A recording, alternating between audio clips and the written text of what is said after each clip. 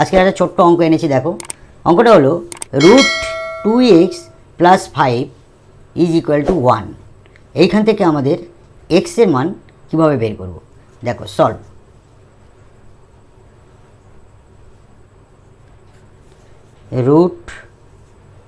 রুটের ভিতরে 2x + 5 = 1।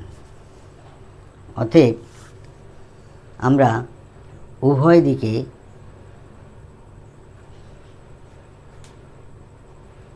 বর্গ করিয়া, তাহলে √2x + 5 এদিকে আমরা স্কোয়ার দিলাম, এদিকে আমরা স্কোয়ার দিলাম। এই স্কোয়ার আর এই রুট কেটে গিয়ে থাকছে 2x + 5 = 1। অতএব 2x = 1 + 5টাকে ওপারে গেলে -5 হয়ে গেল।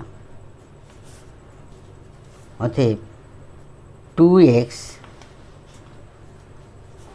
= এটা বিয়োগ করলে -4। অতএব 2x = -4 আমরা এদিকেও 2 দ্বারা ভাগ করছি, এদিকেও 2 দ্বারা ভাগ করছি। এই 2 2 কেটে গেল, এটা কাটলাম 2। অতএব x = -2। It will be answer. Thank you.